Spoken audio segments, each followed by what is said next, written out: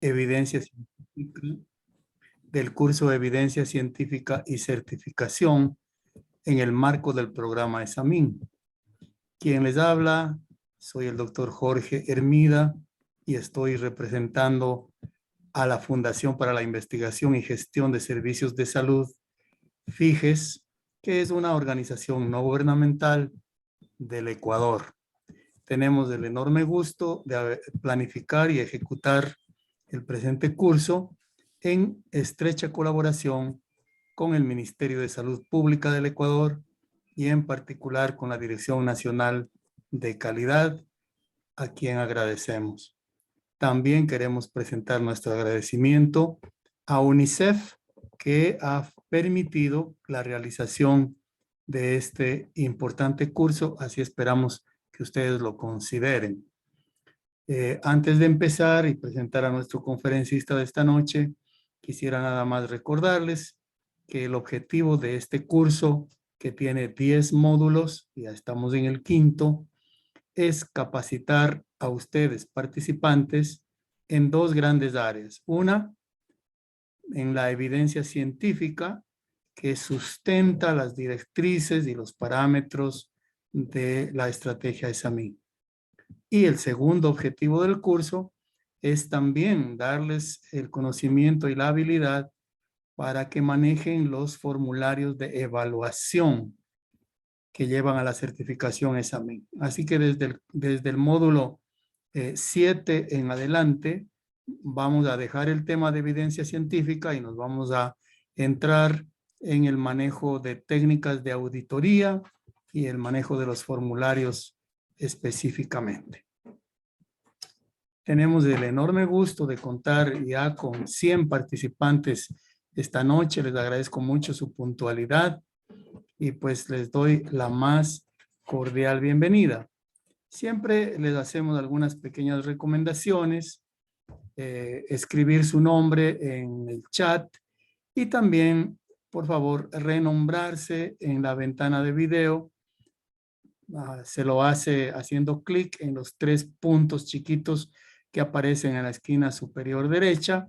Allí aparecerá un pequeño menú, dice renombrarse y ahí pueden escribir su nombre.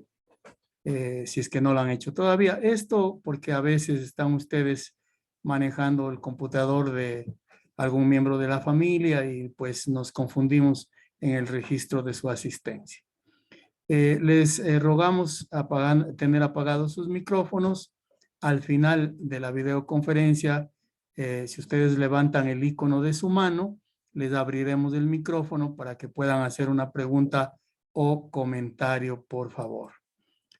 También no esperen a que se termine la videoconferencia. En el transcurso de la misma, pueden, por favor, les animamos a que escriban sus preguntas, también sus comentarios, compartan sus puntos de vista y, por supuesto, sus preguntas en la ventana del chat. Vamos a ir registrando las preguntas y luego las trasladaremos a nuestro presentador, videoconferencista de esta noche, en el orden que vayan llegando. Por favor, en la medida de lo posible, tengan encendida su cámara, porque así podemos saber que efectivamente ustedes están allí. Y con eso voy a pasar a presentar esta noche. Es la tercera videoconferencia que muy generosamente nos ofrece el doctor Wilfrido León Valdivieso. Hemos podido no solamente aprender del doctor León en las dos anteriores videoconferencias, sino yo diría no solo aprender, sino también disfrutarlas. Así que estamos muy contentos y agradecidos de tener esta noche al doctor Wilfrido León, quien nos va a hablar sobre el tema muy importante de la evidencia científica para no realizar procedimientos innecesarios en la atención del parto y posparto. Y pues les recalco que este es un tema de alta importancia. Muchas veces las barreras a la certificación ESAMIN se encuentran aquí, porque nos encontramos perdón, un momentito, porque es difícil a veces para los establecimientos superar la no realización de procedimientos innecesarios. Así que vamos a ponerle toda la atención al doctor León. Como ya le hemos mencionado en ocasiones anteriores, el doctor Wilfrido León es un médico ginecólogo obstetra con una subespecialidad en psicoprofilaxis obstétrica y maestría en educación. El doctor León es profesor universitario de pregrado y postgrado de la Universidad Central del Ecuador y de la Pontificia Universidad Católica. También es editor de normas y guías de práctica clínica en el ámbito obstétrico del Ministerio de Salud Pública del Ecuador. Ha hecho varias publicaciones en revistas indexadas y es miembro de la Sociedad de Ginecología y Obstetricia de la Sociedad de Anticoncepción del Ecuador y es fellow del Colegio Americano de Ginecología y Obstetricia. Bienvenido, doctor Wilfrido León. Muchas gracias por tu presencia y te dejo con la palabra. Gracias.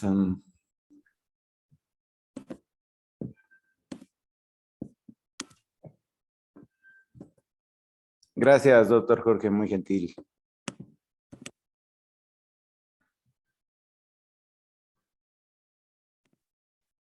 Bueno, buenas noches con todos nuevamente. Este es el último encuentro con el cual nos despedimos de mi participación en este módulo y en esta capacitación. Ha sido muy satisfactorio poder preparar estas presentaciones porque son parte de la temática que pues yo tengo siempre presente en las cátedras universitarias y tener que actualizarme por el nivel naturalmente con el cual FIGES maneja esta capacitación en conjunto con el Ministerio de Salud Pública, pues hace que hemos tenido que subir el nivel de la búsqueda de la evidencia y la que nos corresponde revisar en esta noche es aquella evidencia que respalda la no realización de procedimientos que probablemente están dentro del accionar cotidiano de las unidades de parto. Y probablemente estos procedimientos innecesarios no nos amigan demasiado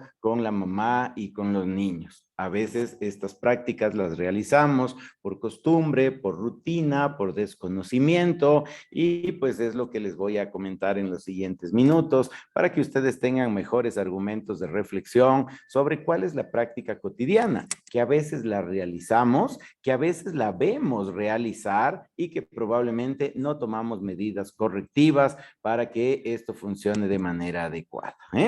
Van a ser múltiples circunstancias en las cuales las rutinas institucionales probablemente nos lleven a cumplir algunas actividades en las cuales no siempre hemos puesto demasiada reflexión. Y esto naturalmente, quien sufre las consecuencias de estos accionares, pues van a ser nuestras pacientes. Estas rutinas pueden tener en algunas ocasiones efectos adversos severos sobre el resultado perinatal, sobre la satisfacción que tiene la mujer del tipo de atención y pues obviamente eso representa todo el componente de calidad que vamos a tener en el proceso de atención del embarazo, del trabajo de parto, del parto y del posparto. ¿Cuántas rutinas nos hemos acostumbrado a realizar? Probablemente cuando uno ve esta imagen dice, wow, ¿por qué hacemos esto? ¿Cuál es la práctica que nos ha llevado a tener tantos observadores de la entrepierna de una mujer en una posición potencialmente incómoda, en una situación de vulnerabilidad, con profesionales que están listos y atentos para realizar todas las prácticas que probablemente, como les comento ahora a continuación, no tienen evidencias? La sala de partos está llena de médicos, de enfermeras, de estudiantes y de un montón de actividades que probablemente no tienen mucho asidero en la mayoría de las ocasiones. En otras, pues sí, van a tener que ser utilizadas. La oxitocina, la peridural, la posibilidad de realizar una episiotomía o de tener que suturar un desgarro, tener que estar rodeados de tanta asepsia. Y probablemente esto es lo que nos distancia de la emotividad con la cual cual deberíamos atender los partos. Demasiado vestidos los doctores, demasiado distantes de la familiaridad con la paciente. Le hemos atendido durante toda una labor de parto de 6, 8, 10, 12 horas y al momento del nacimiento empezamos a poner restricciones. No ponga la mano sobre los campos, no toque al bebé. Miren ustedes que el colega que va a atender al bebé está listo con la perilla, el médico que atiende el parto está realizando tactos y afortunadamente en esta foto no tenemos el teléfono celular de todos los observadores que sin permiso y violentando el respeto con el cual deberíamos tener este momento sublime, empezamos a tomar fotos de la entrepierna. Fotos que tienen un contexto didáctico probablemente, pero que no pueden sobrepasar la barrera del respeto que deberíamos tener para con nuestra paciente. De tal manera que esta es la imagen que probablemente tenemos que empezar a repensarla. ¿Por qué atendemos de esta manera? ¿Cuál es el componente que podemos cambiar en nuestras pacientes? Obviamente lo que buscamos es el paso 9 que hablábamos en el componente de parto y puerperio, evitar el intervencionismo innecesario. Un protagonismo médico probablemente es inherente a la especialidad. Los médicos, las enfermeras, queremos cumplir un rol y probablemente un rol demasiado protagónico en realidad para lo que deberíamos hacer. Lo que tenemos que hacer en la obstetricia es ver y esperar que las cosas funcionen de la manera adecuada. Esperar que los componentes de naturalidad del parto se vayan dando y pues naturalmente evitar todas estas rutinas y estas prácticas hospitalarias que probablemente lo que buscan es que el médico tenga el rol para el cual quizás nos han engañado, para el cual nos han formado quizás de una manera un tanto atípica. El doctor es el dueño de la sala de partos, pues hay que cambiar esa visión para transformar a la mujer y a su bebé en los verdaderos protagonistas de esta película. Esa visión ya la tuvo el padre de la psicoprofilaxis, el padre del parto humanizado, el padre de todo este componente de hacer que el parto tenga un componente más amigable, el profesor Michel Odent. Y el profesor Michel Odent, pues para intentar bajarnos de ese pedestal a los médicos, pues lo que manifiesta es que más que humanizarle al parto, más que volverle humano, porque los humanos somos complicados, hay que mamiferizarlo. Los mamíferos tienen pocas complicaciones en los procesos gestacionales y de parto. ¿Por qué? Porque habitualmente buscan lugares, madrigueras, espacios en los cuales no haya perturbaciones, que nada moleste el desarrollo del parto, para que se pueda desarrollar todo este proceso de liberación pulsátil de la hormona del amor que va a ser la oxitocina. Queremos una gran liberación de hormona endógena y probablemente todo el ambiente hospitalario se opone a esa liberación endógena de oxitocina. Por eso es que el profesor Odent promulga el paradigma de proteger. Y esto yo ya le escuché desde hace muchos años atrás, cuando tuve la oportunidad de conocerle personalmente y ya conociendo su trayectoria. Miren que en esa época todavía tenía cabello, pues estaba todavía joven, pero ya la motivación de pensar que podemos proteger, que podemos ser amigos de la madre y del niño, ya era una corriente que empezaba a generar cambios importantes, aunque sea de forma individual. Quizás no teníamos esta estrategia que ahora ustedes están empeñados en implementarla y sacarla adelante, pero ya teníamos toda esa corriente que hablaba de que las interferencias podrían generar dificultades, tanto en la mamá como en el bebé, y que este proceso debería ser lo mínimamente intervenido para que el recién nacido pueda fluir, para que pueda tener esa comunicación con su mamá, para que los procesos de parto, de hormonas y para que los procesos de lactancia materna pues puedan fluir fácilmente. Sin embargo, miren la cantidad de intervenciones que realizamos. ¿Cuántas de todas estas intervenciones que son de carácter invasivo, que son de carácter intervencionista, podríamos evitarlas? ¿Cuántas efectivamente son mandatorias por el tipo de paciente que tenemos, por la condición del caso clínico particular. Probablemente tenemos que alejarnos en las circunstancias más patológicas de la obstetricia, nos tenemos que alejar de los afectos para efectivamente primar con las necesidades básicas que tiene la atención de un cuadro complicado. Pero probablemente la gran mayoría de todas estas intervenciones que les vamos a ir analizando rápidamente, solamente en sus conceptos básicos y en las conclusiones de por qué sí o por qué no, cuándo sí o cuándo no implementarlas. En términos generales, pues la Organización Mundial de la Salud no recomienda de manera rutinaria todos estos procedimientos. Entonces, hay que ponerle ojo a por qué los voy a realizar. ¿Cuál es el verdadero justificativo para nosotros decir voy a ser intervencionista? Y esta intervención está justificada. No debería ser considerada una intervención innecesaria. Probablemente muchos de estos componentes son parte de uno de los componentes del parto y el puerperio que habíamos revisado la semana anterior y que es el respeto a todos los procedimientos que realizamos con las pacientes. Entonces, hagan una autorreflexión y cada día de trabajo no se cansen de hacer esa autorreflexión de si efectivamente somos garantes de los derechos de la mujer y del niño para recibir la mejor de las atenciones. Somos respetuosos de los procesos fisiológicos, no somos intervencionistas, buscamos la privacidad de nuestra paciente, somos irrespetuosos cuando gritamos, cuando discutimos condiciones técnicas delante de la paciente o de su acompañante o de su familia, somos irrespetuosos cuando damos un componente de información que los pacientes no nos entendieron por el nivel extremadamente técnico o médico que hemos utilizado. Tenemos dentro de la sala de partos, como ven en esta caricatura, al plomero.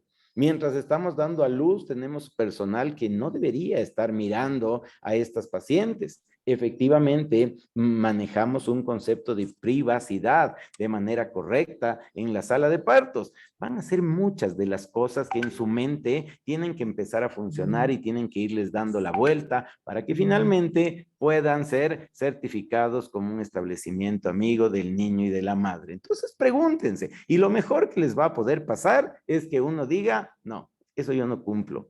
Esto no se respeta en mi institución, en mi unidad de salud, pues no lo estamos haciendo, porque eso nos va a permitir generar el proceso de cambio, nos va a permitir visibilizar cuáles son las posibilidades que vamos a tener de que efectivamente podamos cambiar el panorama de nuestras pacientes.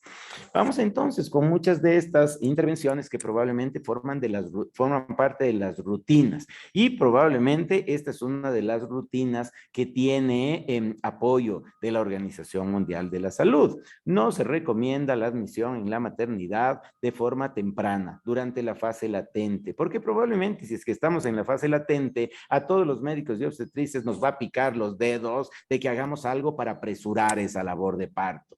Todavía estamos en una fase latente, contracciones irregulares, poca capacidad de dilatar de forma rápida, por eso es que estamos en la fase latente, no en la fase activa, todavía no se encaja ese bebé y es entonces que empezamos a pensar qué hacemos, cómo nos volvemos más activos para que podamos evacuar la sala de partos. Por eso es que procuramos, y es una recomendación fuerte, la evidencia habla a favor de que podríamos poner en riesgo muchas ocasiones parámetros de seguridad cuando realizamos ingresos precoces, cuando realizamos ingresos tempranos. ¿Qué es lo que sucede cuando no ingresamos a una paciente? Pues probablemente tenemos una conducta inadecuada. Señora, regrese cuando tenga contracciones regulares. Con el frío que está haciendo aquí en Quito, les vamos a decir, vaya a caminar, camine por aquí afuera de la institución, muérase de frío. Al menos está con los familiares, lo cual ya es una enorme ventaja. Pero tenemos muchas mujeres que están caminando por afuera y están recibiendo frío, lluvia, porque todavía no era el momento de ingresar. Si bien todas estas son rutinas que hay que reevaluarlas de manera permanente y con cada paciente, pues tenemos que ser acorde con la condición en la cual se desarrolla el ambiente de su institución. No queremos ser intervencionistas, pero tampoco tenemos que ser ni queme-importistas, ni peor aún, absolutamente pasivos dentro del componente de atención obstétrica a nuestras pacientes. Hay que estar pendiente, pues naturalmente, de las prolongaciones de las labores de parto, y es probablemente ahí donde la parte de la cultura nos hace a los profesionales querer saber tiempos, saber dinámicas, tener pautas para poder decir se está prolongando o no se está prolongando. El partograma es una herramienta impresionantemente buena, simple, que homogeniza conceptos, que nos ayuda a tener características de atención bastante estandarizadas. Entonces, esto es lo que tenemos que utilizarlo, porque ahí vamos a tener la perspectiva de si es que efectivamente es el momento correcto para ingresar o todavía no. Y miren que esta es una evidencia 3. Probablemente es la evidencia que tiene que ser reevaluada en cada uno de sus establecimientos. Porque para ser amistosos con la mamá y con el niño, vamos a depender de la localidad, vamos a depender de cuál es la condición y el tipo de paciente que probablemente estamos atendiendo. Una de las condiciones que caracteriza el ingreso hospitalario, pues probablemente es la canalización intravenosa. Tener un suero por dolor, por vómito, por dismenorrea. Los pacientes muchas veces esperan la colocación del suero. ¿Y qué conflicto tenemos el momento en que la Organización Mundial de la Salud no recomienda una canalización intravenosa de rutina? Una canalización intravenosa universal. Toda paciente que entra a esta sala de partos tiene que tener una vía. Eso se escucha de parte del jefe. ¿Por qué? Porque no quiere tener conflicto. Prefiere tener un intervencionismo innecesario, pero cubrirse las espaldas de un potencial evento adverso, de una potencial complicación. Recuerden que dentro de la patología obstétrica, pues vamos a tener un 15% de patología. Eso quiere decir que de 10 mujeres que ingresan, probablemente una o quizás dos van a ser a las que les vamos a tener que prestar muchísima atención. Las otras 8 van a dar a luz de manera espontánea. Entonces, la propuesta es canalización intravenosa selectiva o de rutina. Cualquiera de las dos, como ustedes visualizan en su práctica cotidiana y la representatividad de la diapositiva colocada, pues limita el movimiento. Es la peor condición que tenemos de un suero. Si alguno de ustedes ha caído enfermo y hemos caído en nuestra propia red de atención médica, imagínense lo que es tener ese soporte. ¿Cómo ingreso al baño? Muchas veces nuestras instituciones no fueron diseñadas como unidades de salud modernas y probablemente el ingreso al baño es terrible. Uno tiene que entrar de retro. Está con la bata, además, que acepté ponerme en el hospital. Dejo ver media nalga. Tengo que estarme agarrando la bata, que no se me vaya a arrancar de la vena el suero. Tengo que entrar de retro. El suero no quiere pasar por la puerta pequeña. Qué complicado puede resultar esto. E imagínense además que la señorita enfermera nos pone en la mano dominante. Entonces pónganse empáticos ahora y piensen, ¿cómo me asearía el área genital si es que estuviera yo con un suero en mi mano diestra, en mi mano hábil? ¿Cómo lo voy a hacer?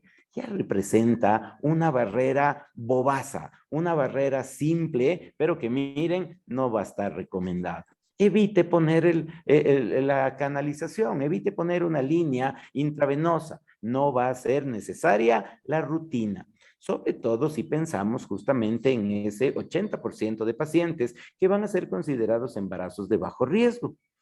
Naturalmente, si la paciente ingresa a la institución, vamos a pensar que va a tener alteración en sus parámetros de alimentación y probablemente un ayuno forzado y prolongado hace cubrirnos las espaldas con una canalización intravenosa y probablemente sueros glucosados, condiciones de cristaloides, dependiendo de la condición de la paciente. Pero si nosotros hablamos de embarazo de bajo riesgo, la paciente que va a dar a luz prácticamente sin ayuda, pues la canalización canalización intravenosa genera disconfort. Nos obliga a que la señorita enfermera siempre esté pendiente del suero, se bloquea, se ocluye, es doloroso el destaparlo, es molesto tener el suero. Imagínense lo que representa para una paciente que no sabe de medicina el que se empiece a regresar el suero. Y la paciente nos dice con un terror, señorita, doctor, se está regresando la sangre. Y uno dice, pues son 6 gotas la que se les regresó, con eso no se va a morir esta paciente. Pero es que la paciente no conoce qué es lo que le está pasando, pero el terror que les causa que por el equipo de venoclisis se regrese la sangre, pues al equipo de salud le resulta irrisorio, le resulta bobo, le resulta ridículo. La paciente tiene un nivel inferior de conocimiento. Es lo que ha hecho siempre que el equipo de salud esté muy arriba. Esa es en la parte que tenemos que ser empáticos. ¿Valía la pena tener esta canalización de rutina? Pues probablemente no. La propuesta que sí está recomendada por múltiples instituciones de salud es una canalización intravenosa selectiva. La evidencia que existe al respecto es de una buena práctica. Es de una buena práctica ponerle una venoclisis solo si tengo un motivo. Y entonces tenemos el famoso PRN de nuestras historias clínicas. Solo si tengo una razón necesaria, pues valdría la pena tenerle atada a una venoclisis. Y probablemente no necesito atarle a la venoclisis. Probablemente colocando un DISH, un dispositivo intravascular sin heparina, yo tengo mi backup para una paciente más compleja, pero no necesariamente le ato al soporte, le ato al equipo, le ato al temor de que eso pueda generar un conflicto en el manejo que yo voy a tener como paciente. Sin embargo, pacientes complicadas probablemente necesiten exámenes de laboratorio seriados y probablemente el DICH nos podría ayudar para aquello. Si es que tengo que administrar medicación continua, voy a realizar una inductoconducción de mi labor de parto, mi paciente es preclámptica o eclámptica y vamos a utilizar sulfato de magnesio, o tiene un parto pretérmino y lo vamos a utilizar como neuroprotector cerebral fetal. Tengo que aliviar la molestia que le presenta la labor de parto. La labor de parto le está generando un proceso de náusea y de vómito que necesito medicación. La paciente tiene ruptura de membranas. En todas estas condiciones sería absolutamente necio satanizar la venoclisis. Por eso es que tenemos que ser súper objetivos y muy atentos en el momento de posicionarnos en la recomendación.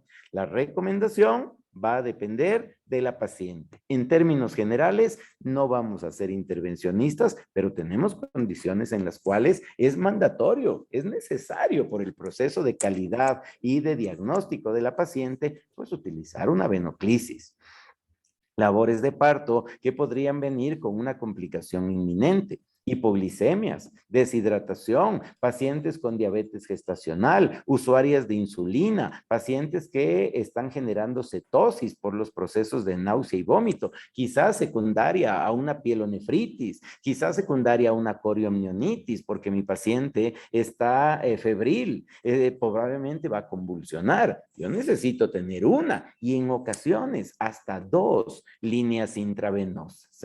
Por eso no le vamos a satanizar a cada una de estas intervenciones. Las vamos a tener como un as bajo la manga para aquellas circunstancias en las cuales valga la pena pues poder utilizarlas. Por eso es que dejamos un amplio etcétera para que ustedes objetivamente y salvo su mejor juicio clínico pues puedan utilizar este recurso de manera adecuada.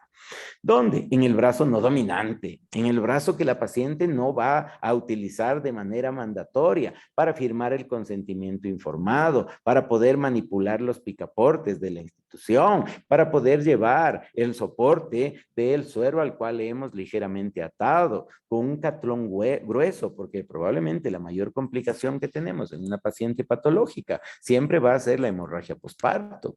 No le coloque el suero en zona de pliegue. Son ustedes los jefes de su sala de partos, pues hagan un consenso con el equipo de enfermería.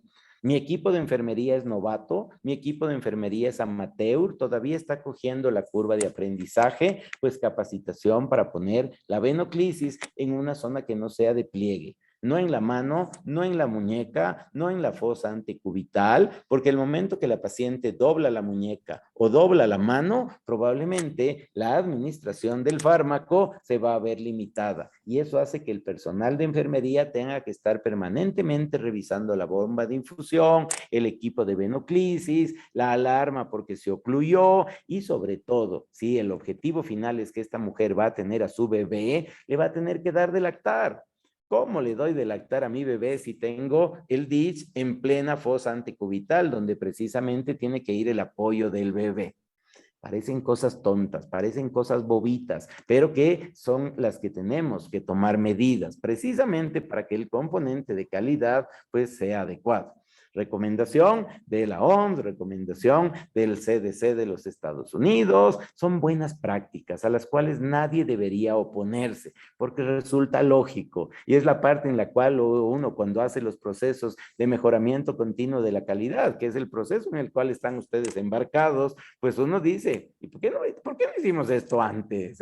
¿Por qué las enfermeras estaban colocando en la mano? Pues probablemente porque es más fácil. Entonces, es un proceso de facilismo médico el no tener que, protegiendo a la paciente para evitar una molestia o una falla de la canalización, pues le estamos sometiendo a un fastidio muchísimo mayor el momento en el que ponemos el riesgo-beneficio.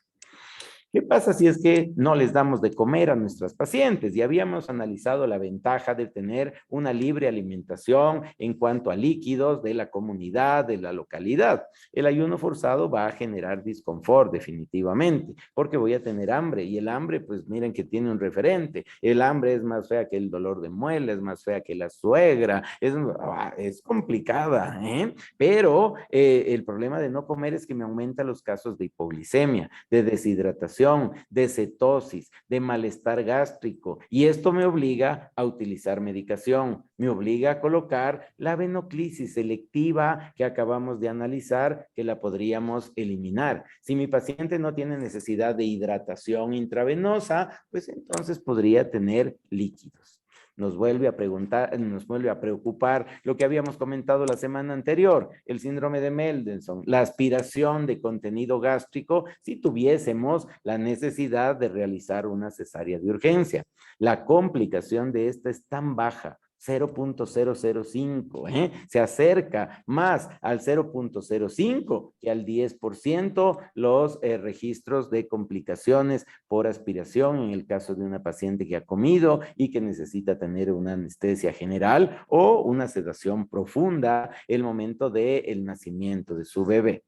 Por eso la recomendación es líquidos claros, mejor que el agua. Siempre podríamos encontrarnos con un proveedor de servicio que dice agua, agua, porque si la paciente va a vomitar, yo prefiero que vomite agua y jugo gástrico antes que me vaya a vomitar el té, antes que me vaya a vomitar la fruta, el jugo de fruta. Pues no, yo prefiero no andar oliendo olores de alimentos, prefiero que sea agua. El problema del agua es que me va a llevar a los cuadros de cetosis. Por eso es que durante la labor de parto, el líquido claro que la paciente prefiera, el líquido claro que tengamos a disposición en el hospital. Por eso es que ahí trabajamos con nutrición. ¿Cuál es la posibilidad de tener un líquido que cumpla los requerimientos de hidratación, de tranquilidad de la paciente? Imagínense a esta hora de merienda, la paciente tiene labor de parto desde temprano, no ha almorzado, no ha comido, le tengo solo con suero, pues el malestar que voy a tener y la insatisfacción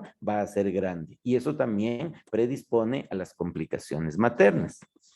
¿Qué sucede con el enema y la rasura del periné? Dos muy malas costumbres que en Latinoamérica se arraigaron de una manera impresionante, probablemente hace unos 15 o 20 años, en las cuales se transformó en la rutina, porque esto nos hacía pensar que reducíamos los procesos infecciosos. Nuestras pacientes son pobres, nuestras pacientes no tienen servicios básicos completos, no tienen una costumbre sanitaria de bañarse, llegan sucias, llegan desasiadas, porque es parte de su condición socioeconómica cultural y llegan de esta manera al servicio de emergencia. ¿Cuál era la consigna? A bañarse, a sacarse los piojos, a quitarse la ropa, a ponerse la bata y para que no tengamos un proceso de contaminación, un enema intestinal y la eliminación total del vello púbico. Esto iba a generar pues un problema grave porque luego tenemos una comezón tremenda y si además tenemos más intervencionismo con un retiro de placenta de manera manual, si es que tuvimos que hacer una cesárea o una episiotomía, el crecimiento del vello hacía confundir a esta paciente si era una molestia de la cirugía o era una molestia de la rasura. Afortunadamente, estas dos malas costumbres probablemente se han vencido. Ya no tenemos extrema resistencia, generan disconfort inmediato, no mejoran la satisfacción materna y no reducen las tasas de infección. Al contrario, podrían aumentar las tasas de infección porque el proceso de rasura innecesaria libera la colonización bacteriana de la piel. Y si nosotros rasuramos el área perianal, recuerden que ahí tenemos el estreptococo del grupo B, aquella investigación obligatoria dentro del control prenatal hacia las últimas semanas de embarazo. Una recomendación y una evidencia de alto nivel hizo que con largas y enormes luchas y peleas conseguimos que el personal de enfermería no rasure, que no coloquemos los médicos la indicación de un enema. Le considerábamos riesgosa la eliminación de heces, no queríamos ver heces, pero la idea original de que con un enema no íbamos a ver deposición se veía absolutamente revertida el momento en el que teníamos deposiciones líquidas, el momento en el que salía diarrea, en el momento del expulsivo, y ahí sí podíamos tener un mayor riesgo de complicación y sobre todo un intervencionismo profiláctico de parte de pediatría, que decía, uy, salió por ahí deposición, pues entonces antibiótico para el bebé, prolongación del tiempo hospitalario y todo fue por culpa del enema. Todavía podría ser que generaciones nuevas quieran reimplementar una dirección técnica que ha quedado abolida. No mejora, no funciona. Si vamos a tener que hacer una cesárea 30 minutos antes del procedimiento, pues entonces realizamos la rasura del área quirúrgica. Con ello, reducimos la posibilidad de contaminación y de infección. Además, la sensación de que el intestino ha sido violentado, pues generaba una inhibición tremenda en las pacientes, porque no sabían si el deseo de pujar era por intestino o era por todo ese instinto de la segunda fase de la labor de parto. Entonces, no ponemos más enema, no ponemos más rasura. Probablemente por su propio peso y en los últimos años hemos dejado de hacer aquello. Pero ¿qué es lo que sí solicitamos siempre que se va a inaugurar un servicio de obstetricia o queremos mejorar las condiciones? Pues necesitamos tecnología. Y la monitorización electrónica fetal probablemente es una de las falsas sensaciones de seguridad que nos puede dar la tecnología a los ginecobstetras. La cardiotopografía, el nombre técnico en realidad, pues es una prueba de bienestar fetal. Como su nombre lo dice, nos avisa si el bebé está bien. Estar bien, bienestar, es una prueba que nos dice con mucha certeza el bebé está bien, pero el problema es que solo nos hace sospechar el malestar. Por eso es que muchas veces con trazados aparentemente patológicos y dando la voz de alerta de que tenemos que hacer una cesárea de urgencia, este niño intraútero está comprometido, hay que hacer una cesárea de urgencia. El momento que hacemos la cesárea, el bebé nace y nace en excelentes condiciones. Llora, pide un tabaco, el bebé responde de manera correcta al nacimiento y pediatría nos va a reclamar. ¿Dónde estaba la emergencia? El anestesiólogo va a decir, me hicieron cambiar el plan quirúrgico por un bebé que está perfecto. ¿Por qué fallaron? Pues porque esta es una prueba de bienestar. No es una prueba que nos avisa con absoluta certeza la condición de compromiso de un bebé. Tiene un valor predictivo positivo elevado, pero tiene un valor predictivo negativo bajo. Es una prueba muy bien determinada, pero no existe una evidencia que respalde realizar esta cardiotopografía de manera continua, porque ata a las pacientes a la cama, porque nos hace sentir una falsa sensación de seguridad o peor aún de angustia si es que no sabemos interpretar bien la cardiotopografía. Comparada con la auscultación fetal intermitente, el resultado el mismo. Entonces, si su institución no tiene prioridad para la compra de un cardiotocógrafo, pues escuchen de manera alternativa, con el Doppler, con la corneta, con el fonendoscopio. Los dos métodos son válidos con un nivel de recomendación aceptable y con evidencia absolutamente confiable de que son comparables. Entonces, no me siento mal de que no tengo el cardiotocógrafo, de que fue a mantenimiento. Uy, en mi guardia justo se ha dañado y ahora yo cómo voy a manejar pacientes. Es esa falsa sensación de que la tecnología nos hace mejores doctores y en realidad la tecnología nos tiene que aportar al buen juicio clínico. No hay evidencia suficiente de un efecto beneficioso demostrado de hacer una cardiotocografía para evaluar a los embarazos de alto riesgo. En los de bajo riesgo, demostrado, no sirve, no funciona o funciona igual que la auscultación fetal intermitente. Si tuviera alguna validez, es solo para decir, en este momento de la cardiotocografía, este bebé está bien. El bienestar de mi bebé está de alguna manera asegurado, garantizado, garantía solo hay en los bancos, pero podríamos decir razonablemente que ese niño no tiene un compromiso. Es poco probable que nos sirva de manera prospectiva para programar o proyectar la posibilidad de que un embarazo se complique. Y probablemente, pues ya hace 22 años o 25 años, cuando yo era residente, ahí sí solicitábamos la cardiotocografía de manera semanal en los embarazos de riesgo. Salvo buen juicio clínico, pues individualizamos. Lo que en realidad queremos descartar es la hipoxia fetal aguda ante parto. Y para eso todavía necesitamos, para poder instalarlo de manera universal como parte del componente de vigilancia intraparto, todavía necesitamos una evidencia de mucho más peso.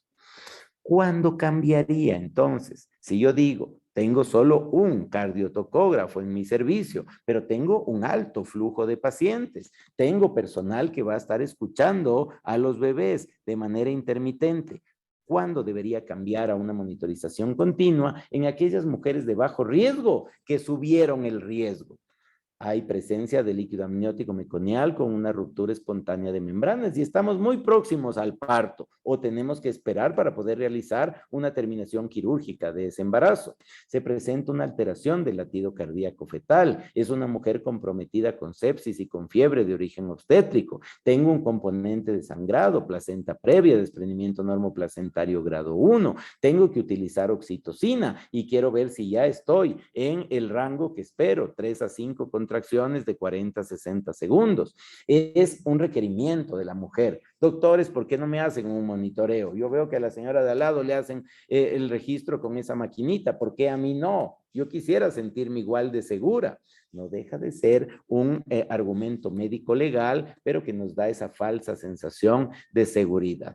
Y si vamos a colocar una analgesia de parto conductiva con una epidural, baja la presión arterial del hemicuerpo inferior cuando realizamos este procedimiento analgésico anestésico y por ello necesitamos estar atentos al inicio, ver que no haya un proceso de hipotensión o de compresión de vena cava. Para la interpretación, utilice los criterios de interpretación del Instituto Nacional de Salud del Niño. Ya tenemos desde el 2008 los criterios establecidos por categorías. Categoría 1 normal, categoría 2 indeterminada, sospechosa, ponga atención, o categoría 3 patológica. Apresúrese con un parto rápido, ahora sí sea intervencionista o determine la realización de una cesárea. Miren nuevamente, no vamos a polarizarnos y decir, nos vamos a ir contra todo lo que hemos aprendido en las aulas para cuidar de nuestras pacientes. No, tenemos que hacer uso sabio de todos esos recursos. ¿Qué nos caracteriza a los ginecólogos? Pues el tacto vaginal. Ginecólogo que no mete los dedos, mete la pata. Así que más temprano que tarde vamos a buscar exámenes vaginales. ¿Qué es lo que no se recomienda? Los exámenes vaginales repetitivos, innecesarios y sobre todo por diferentes proveedores a lo largo de la labor de parto. El momento que se revisa todas las evidencias de satisfacción de las mujeres, podríamos llegar a tener un promedio de 3.4 proveedores que realizaron un tacto vaginal. probablemente con criterios diversos, de tal manera que lo que tenemos que evitar es un tacto innecesario. Asegúrese de que el tacto va a resultar provechoso porque vamos a poder obtener todos los datos necesarios, que no vaya a resultar molesta e invasiva. Aquella paciente que grita el momento de un tacto vaginal es que algo está fallando. O esa paciente está extremadamente sensible, está sola, no tiene su acompañante, está asustada, efectivamente está muy adolorida, o el doctor o la señorita obstetriz no tiene la técnica adecuada. Un tacto vaginal debe incomodar, pero no debe provocar dolor. Gritos de dolor no debería provocar, a no ser que la condición patológica que tenga mi paciente, pues así lo justifique. Caso contrario, no. Y para que no grite, para que se sienta relajada, para que dentro de la molestia que le voy a provocar no tenga inconvenientes, tenemos que garantizar la privacidad, la comodidad de mi paciente, un trato digno. No puede estar por ahí el plomero, no pueden estar gritando. El interno no puede tener la radio a todo volumen. Tenemos que aprender a ser respetuosos y muchas veces hemos de alguna manera alterado el ambiente silencioso, respetuoso que debemos tener dentro de las instituciones de salud. Explicarle la razón. Tengo que tener su consentimiento para realizarle el tacto vaginal a mi paciente y pues obviamente registrar todos los datos obtenidos, con empatía comunicárselos, sobre todo cuando el resultado no es adecuado. Vamos a ver, señora, si ha dilatado. Y la respuesta es no, no hemos dilatado todavía. Entonces sean sensibles, sean empáticos el momento de dar estas noticias. Son las cosas que a veces dentro del quehacer cotidiano vamos perdiendo esa sensibilidad. ¿Qué sucede si es que los exámenes vaginales repetidos nos indican que tenemos que ser intervencionistas y que necesitamos de un aumento del trabajo de parto? Tenemos que hacer una inducción médica del trabajo de parto. Cuando realizamos estos aumentos con oxitocina, para eso necesitábamos ya canalización intravenosa, selectiva en este caso, pues no existe diferencia en el tipo de nacimiento, en el uso de anestesia epidural, en la duración del parto o en los resultados perinatales y neonatales cuando tenemos uso de oxitocina y una amniorexis artificial rutinaria. Es parte de este intervencionismo. El doctor dice, como que esto se acabe rápido, quiero tener un parto acelerado, pues póngale oxitocina y rómpale membranas. Una muy mala costumbre que probablemente en las salas de partos nuestros estudiantes ven, observan, no encuentran explicación y lo aplican. Cuando me toca a mí atender el parto, pues también lo voy a tener que replicar. Y nos replican todo esto en la rural o en las salas de partos donde van a estar trabajando. No mejoran las tasas de partos vaginales, no mejoran ningún parámetro particular estas dos acciones. Oxitocina de rutina y amniorexis rutinaria. Y además, esto se debería verificar en el partograma. El partograma va a ser nuestra herramienta para que nosotros podamos determinar si debemos utilizar o no la oxitocina. Y probablemente los momentos más frecuentes de abuso en el uso de la oxitocina o del mal uso de la oxitocina es cuando encontramos una distocia. No dilata, pero entonces le meto más oxitocina para que tenga una taquisistolia y entonces el bebé tiene líquido meconial y necesitamos tocolisis y una cesárea de urgencia. Si ya tengo una distocia, comuníquese con un colega de mayor experiencia para que puedan dilucidar si efectivamente vale la pena romper membranas o aumentar ese trabajo de parto que ya nos genera una distocia. Una fase latente prolongada. Por eso es que queríamos que no ingresen muy rápido nuestras pacientes. Y sobre todo el mal uso en los expulsivos prolongados, porque si el expulsivo está prolongado es que estamos hablando de una distocia.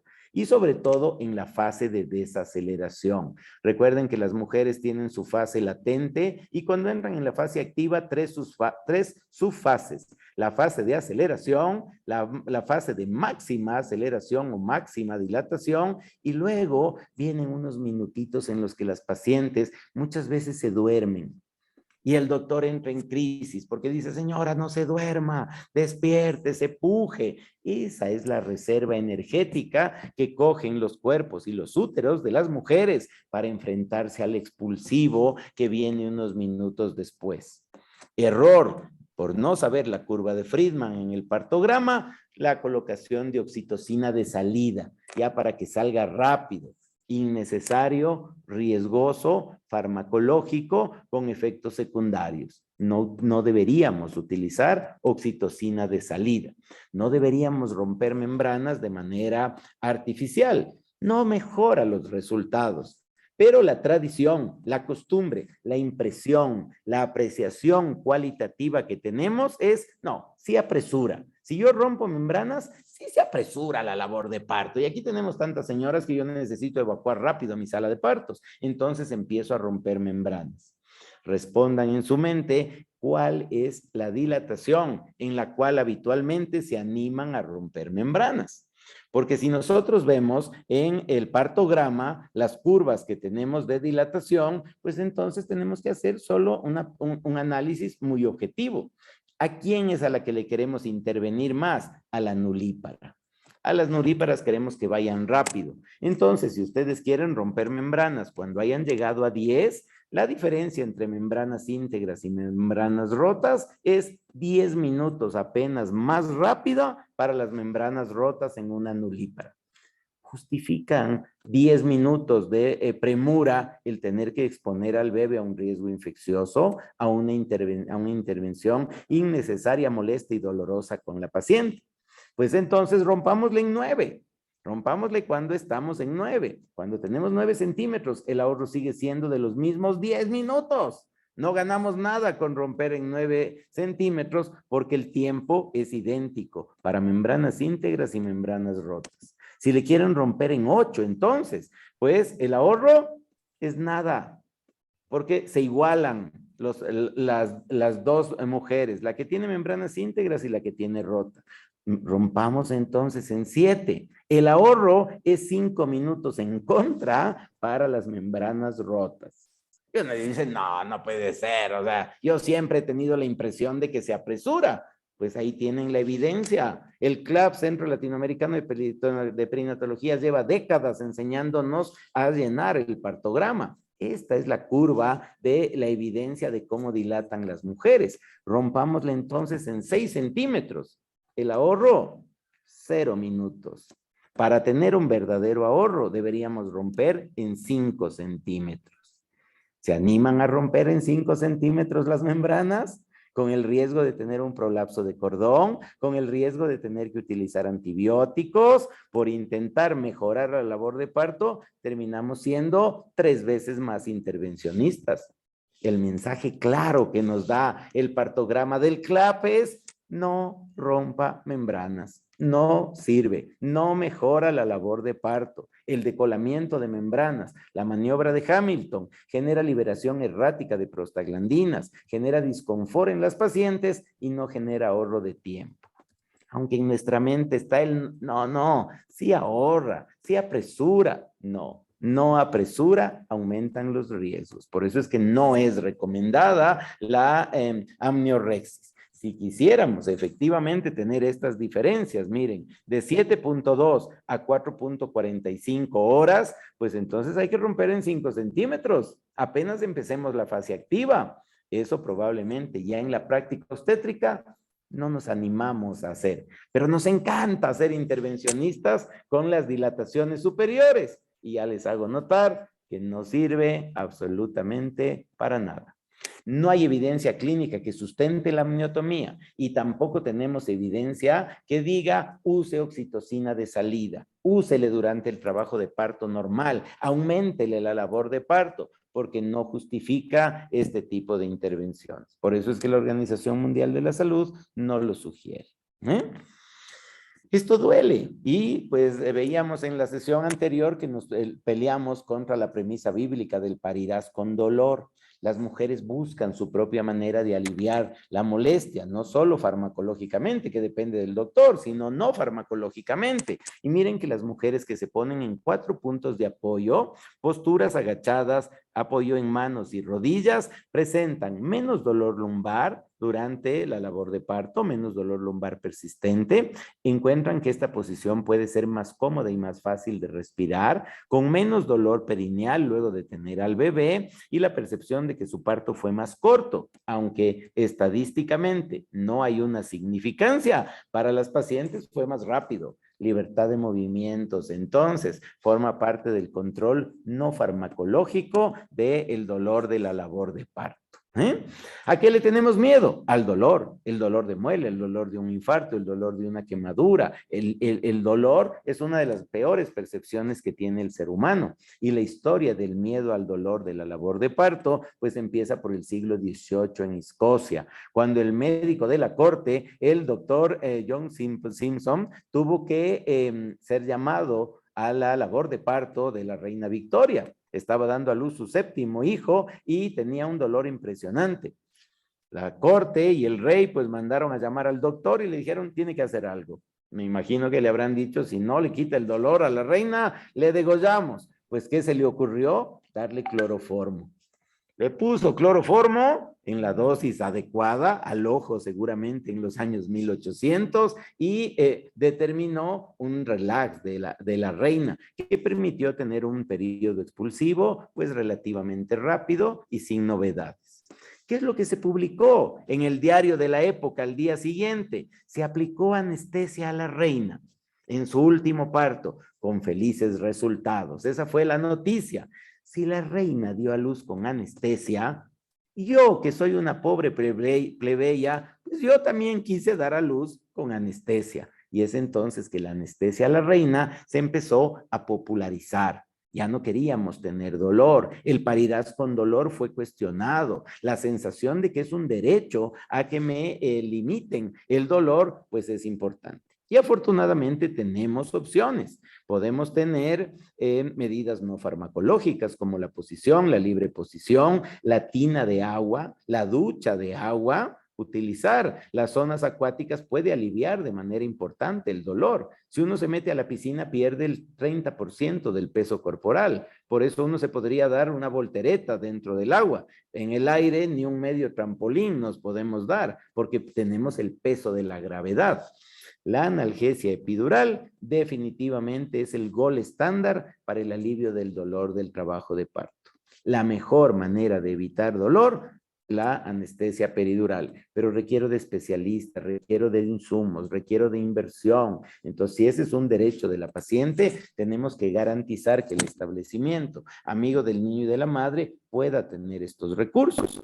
¿Tengo zonas acuáticas? Pues genial. ¿Tengo estimulación eléctrica? Puedo tener fármacos antiinflamatorios, pero que no son los recomendados. O podríamos tener gas inhalatorio, el óxido nitroso.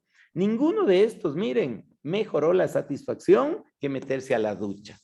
¿Les gustó más? ¿Quién sí ganó la pelea en el momento de los estudios comparativos? Pues naturalmente la peridural o epidural. La satisfacción del parto no solo depende del alivio del dolor que podamos ofrecer a nuestra paciente, sino de la atención brindada. Miren, esa empatía tan importante que necesitamos frente a una decisión temerosa de que me van a pinchar la espalda, de que me podrían dejar paralítico. Lo que los doctores hacemos, generamos miedo, damos terror en muchas circunstancias. No quiero ir al odontólogo, no quiero que me pinchen la espalda, me pueden dejar paralíticos. Este doctor podría ser uno de los matasanos que jamás leyó esta parte de la medicina. Como paciente, se sienten agobiadas, se sienten inquietas. ¿Y quiénes son las protagonistas? Pues son las pacientes. Por eso es que aunque les ofrecemos recursos farmacológicos, no las tratamos como enfermas. No tienen que estar encadenadas a un suero si no es necesario, al monitor fetal. No le encadene a la cama, permítale levantarse, permítase que se mueva, que baile, que es lo que hacía el profesor Odent en Francia.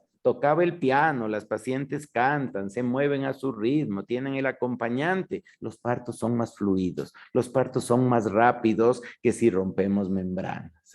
Por eso es que muchas veces cuando las pacientes están bien concentradas, pues nos ganan. Miren este parto que tuve en una guardia de la maternidad de Isidro Ayora. La señora ya llegó con las justas, entre que buscábamos una camilla, pues la señora ya pujó. No hubo episiotomía, no hubo amniorexis, no hubo intervencionismo. Afortunadamente, todo con felicidad. Ese es el jabón que tenemos en el piso de la sala de partos. A veces nos va a ir muy bien y hay ocasiones en que las guardias se complican de mala manera. Por eso, lo ideal sería que en la sala de partos les permitamos la libertad de posición. No se encuentran diferencias significativas en cuanto al aumento de la labor de parto con oxitocina y al uso aumentado de analgésicos entre pacientes que caminan y pacientes que les tenemos atadas a la cama. Los resultados perinatales en general, pues son bastante parecidos, pero ¿dónde tenemos el cambio? En la satisfacción de la paciente, en la seguridad del acompañante de que les hemos permitido tener el derecho. Hemos sido bondadosos y les hemos garantizado el derecho a poder moverse. No les atamos a la cama. Se recomienda que pues, se pongan en la posición más cómoda. Por eso es que eso depende de la paciente. Nosotros podemos sugerir, pero ¿quién decide? La paciente. La gravedad, recuerden que no ayuda a que nazcan los bebés, pero nos permite respirar de manera adecuada. Por eso, no le force a la paciente a adoptar posiciones antinaturales o posiciones de preferencia del proveedor de servicio. Es la paciente la que tiene que decidir en qué posición voy a parir. Ya viene el expulsivo, entonces ya tiene que haber conocido la sala de partos. Tenemos que haberle hecho conocer cuáles son los recursos que tenemos. Silla de partos, tenemos camilla que se adapta, tenemos arneses, tenemos arcos, puede sujetarse de arriba, de abajo, tenemos una camilla súper último modelo, tenemos una adaptación criolla, folclórica de la camilla de partos, pero no le ponga en posición de litotomía. Esa es la que queremos evitar. Las posiciones para el parto, verticales o laterales, miren qué curioso, no estamos familiarizados con la atención lateral, pero comparadas con la supina o la litotomía, que es la que nos atrae como médicos, pues las posiciones laterales se asocian a menos duración del expulsivo, menos nacimientos asistidos, menos intervencionismo, que es lo que nos reúne esta noche, tasas menores de episiotomía, menos dolor intenso durante el expulsivo y menos patrones anormales de frecuencia cardíaca fetal. Qué interesante la posición. Y la paciente, ¿cómo duerme? De lado, está familiarizada. Para el momento del parto, una flexión mayor de una de las extremidades, el muslo sobre la cadera, permite que el área perineal se relaje y probablemente ese parto va a ser muy favorable para la paciente. En el grupo de mujeres con peridural, que optaron por tener libertad de posición en el expulsivo, se necesitó menos asistencia, 20% versus 42%. Se tuvieron menos desgarros, se practicó un número menor de episiotomías y se redujo el tiempo de los pujos probablemente a menos de 20 minutos, cuando les permitimos colocarse de costado o vertical frente a la de litotomía. Por eso es que ya tenemos que mentalizarnos de que las posiciones de litotomía tienen que ser abolidas. Hay que levantar la cabecera para que al menos nos veamos a los ojos con el proveedor de servicio. Y lo que queremos siempre los médicos, ser protagonistas. Entonces empezamos a dirigir los pujos. Puje, señora, puje como yo le digo, puje abajo, cáquese, hágase la deposición, no tenga recelo. Aquí delante de 4 estudiantes, 2 tratantes, un pediatra y su acompañante. ¿Quién va a poder hacer ese esfuerzo? ¿Por qué le comparo a la deposición con el parto? Es la peor manera de ensuciar un momento sublime. Pero hemos escuchado, como yo escuché en sala de partos, puje, puje, puje, puje abajo como si se estuviera cacando, pues entonces yo, médico chiquito, repito, repito y perpetúo la violencia. Esas cosas no se dicen, no se recomienda el pujo dirigido, se recomienda que el pujo sea al ritmo de la paciente, que sea espontáneo, que sea lo fisiológico, no le dirijo, y esto tiene evidencia A. Por eso es que los pujos dirigidos no son recomendados por la OMS. Aquellas mujeres que están teniendo analgesia de parto, los pujos podrían ligeramente perder la fortaleza y la sensación de tener una nitidez. Los pujos no dirigidos aumentan los partos vaginales, aunque tengamos analgesia epidural y pensemos que la paciente no tiene la mejor sensibilidad. Se reduce la instrumentación, se reduce el tiempo de pujo, pese a que tenemos analgesia epidural. En su unidad amiga del niño y de la madre tenemos anestesiólogo, podemos implementar la peridural. Miren que tiene muchas ventajas probablemente para aquellas mujeres que tienen muy complicado el umbral del dolor. Pacientes que estaban con peridural pueden dirigir los pujos solo si es que la presentación ha superado el plano O, el tercer plano de Hodge o la estación de Dilly-O. Quizás le animamos, no le dirigimos, le animamos a que puje, pero no le dirijo. Ojo, ¿eh? Le puedo decir, si tiene deseo de pujar, hágalo con confianza. Es la parte en la que le vamos a hacer que esa paciente se haga dueña de su expulsivo, que ella tenga la confianza de que su cuerpo es sabio y va a poder hacer nacer a su bebé. Entre pujos dirigidos y pujos fisiológicos, en la evaluación de este estudio a los 3 meses, no hay diferencia entre la duración de la segunda etapa de la labor de parto prolongada, en la tasa de episiotomías, en el número de desgarros anales, en la necesidad de más analgesia epidural, en la necesidad de un forceps o el uso de oxitocina de salida. No hubo diferencia. Lo que sí encontramos probablemente con los pujos dirigidos es una irritabilidad vesical que nos lleva a casos de urgencia urinal. La recomendación entonces es no le dirija. Si da lo mismo dirigir el pujo que no dirigirlo, déjele a la paciente que lo haga a su ritmo, de la manera que ella siente que puede hacerlo. Esa es la necesidad que tiene una mujer. El momento en que una mujer entra en el expulsivo, las sensaciones de los neurotransmisores que están por millones en su circulación es tan intensa que lo que está funcionando es el cerebro primitivo de esta mujer. Por eso es que las mujeres en labor de parto ya no nos hacen caso. Cuando uno le dice, señora, no grite, señora, no insulte, señora, póngase rectita, cuidado, señora, se va a caer. Señora, no se escucha nada. ¿Por qué? Porque está funcionando su cerebro primitivo, está liberando toda la tensión, pero el problema es que ahí tenemos dos neurotransmisores, la adrenalina y la oxitocina, que se contraponen. La adrenalina es aquella hormona que tenemos los mamíferos cuando entramos en una situación de urgencia, cuando nos dicen asalto, cuando nos dicen incendio, temblor. La adrenalina hace que nos pongamos en alerta y es la que nos permite sobrevivir. Por eso genera tensión. Pero en una labor de parto inhibe las contracciones. Por eso era tan importante el acompañamiento. Vamos a tener dificultad para poder tener el periodo expulsivo. Si esta es liberada, le bloquea la oxitocina. Y la oxitocina es la hormona del amor, es la reina de las hormonas femeninas. Relaja la musculatura estriada, contrae la musculatura lisa del útero y hace que el parto vaya dentro de lo fisiológico. Todas las hembras de las mamíferas inferiores y las mujeres secretan esta hormona y debe funcionar de manera súper correcta. Por ello, siempre va a ser mejor la hormona endógena antes que la hormona exógena. En el mundo animal, el parto resulta un poco más sencillo. En el parto humano es dificultoso porque vamos a pagar el precio de habernos parado en dos patas.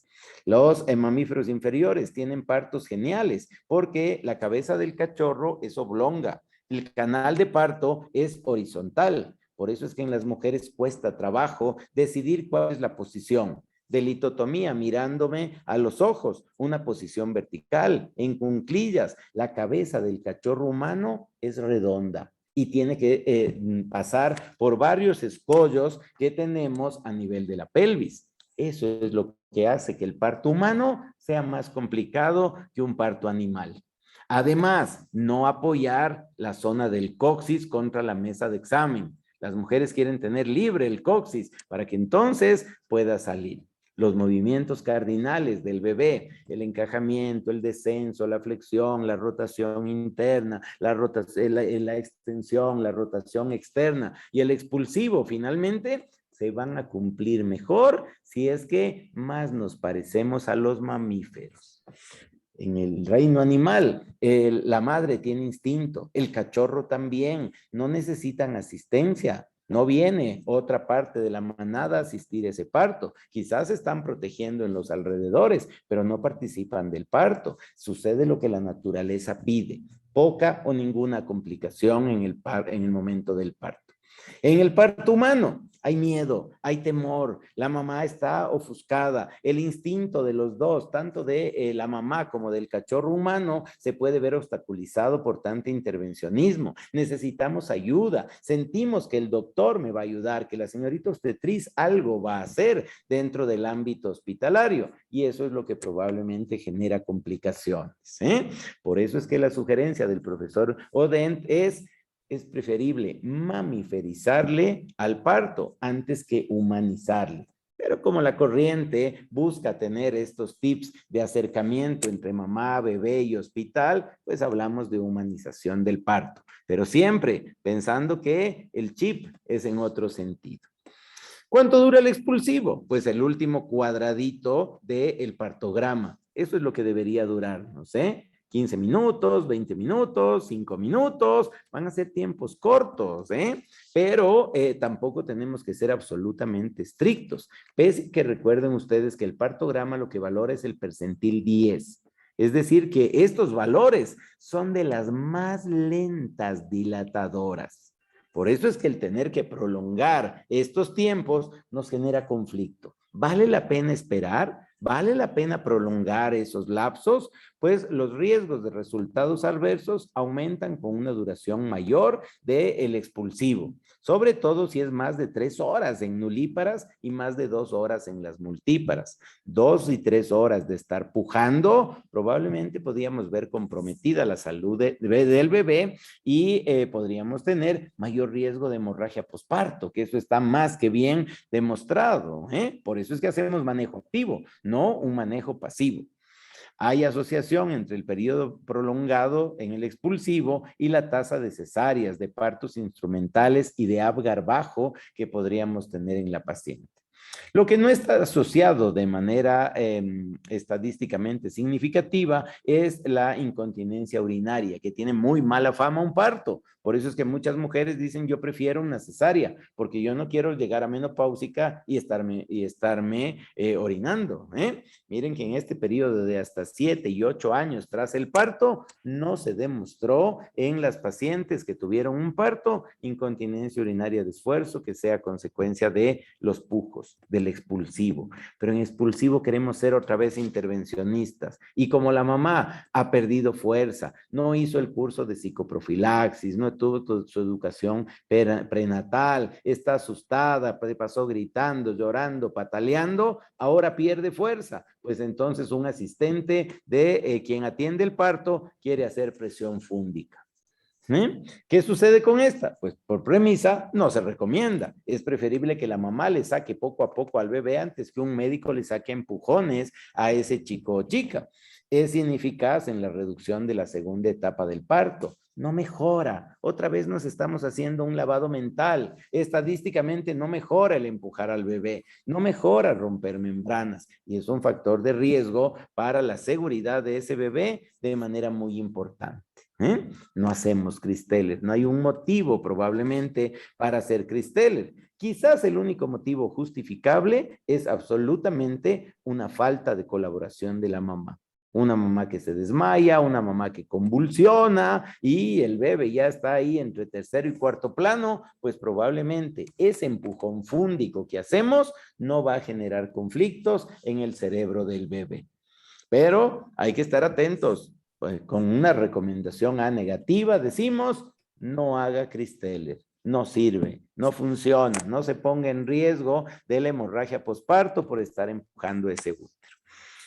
Forceps y ventosa, probablemente, desde mi punto de vista, afortunadamente, sea una ventaja. Porque si miren que todas estas intervenciones las hacemos, probablemente si en el pregrado y en el posgrado enseñamos de manera muy rutinaria, como una escuela, el uso del forceps o el vacuum extractor, pues probablemente vamos a tener un intervencionismo impresionante. Hay escuelas, por ejemplo, la mexicana, ponen forceps preventivo.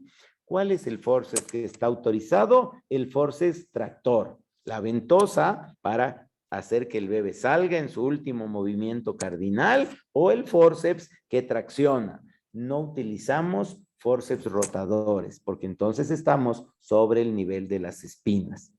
Cuando pongo forceps o cuando pongo un vacuum, solo si tengo nuevamente un agotamiento materno impresionante que no se recupera, no es la dueña de su labor de parto ya esa mamá, o si es que tenemos una frecuencia cardíaca fetal anómala y hay que sacar rápidamente a ese bebé.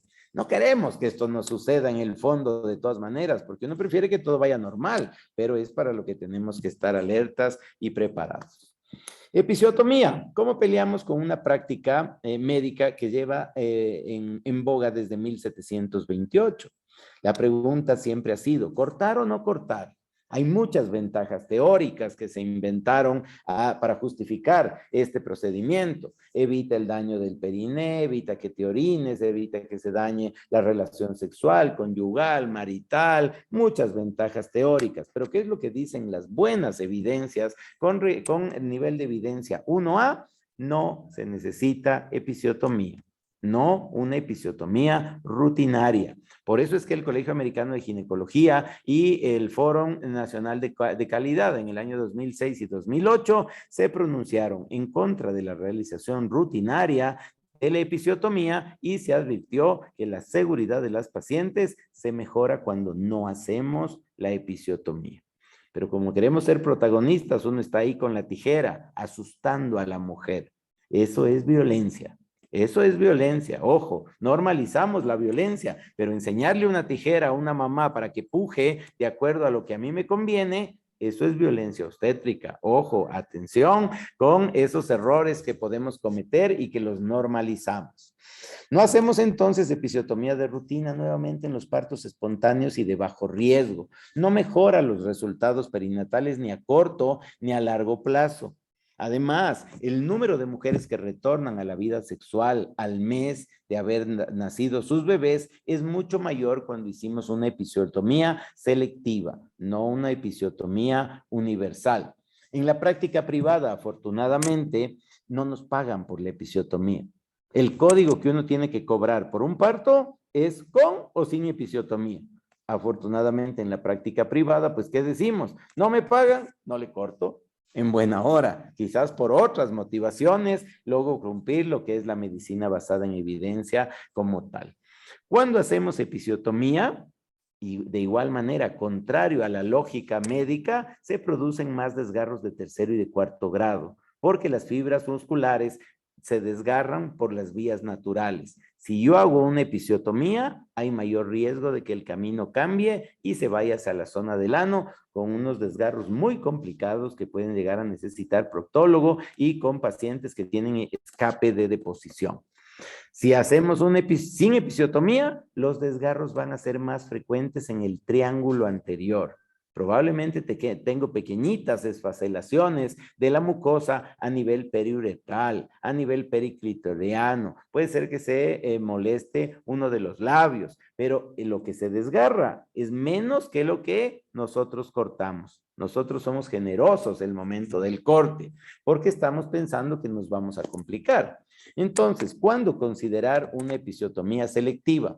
Si tengo un parto distóxico, distocia de hombros, una macrosomía que no fue detectada oportunamente y que quizás nos llega ya en expulsivo la paciente, un paciente que no está en presentación cefálica, un pelviano, un podálico, una presentación de cara, como ven en la diapositiva, una frecuencia cardíaca fetal anómala, si es que es muy prematuro el bebé, si es que tuviésemos casos de mutilación genital femenina, la episiotomía va a ser considerada. No es que ahí siempre hacemos, no, pero ya tiene su consideración de que hay que estar favorablemente predispuestos probablemente a utilizar la episiotomía. Más de 7 episiotomías tenemos, media, media lateral, media, media, media para arriba, media para abajo, que es lo que sugiere la medicina basada en evidencia, hacer un corte entre 45 y 60 grados, porque entonces podemos realizar un corte que evita el elevador del ano en las fibras del esfínter anal. Ese es el objetivo de hacerle una episiotomía, idealmente media lateral. ¿Qué sí previene los desgarros y la necesidad de una episiotomía? El ejercicio prenatal. No necesariamente el masaje prenatal, Porque miren que lo que sí previene los desgarros y la necesidad de episiotomía, la posición sentada durante el periodo de dilatación y durante el periodo del expulsivo.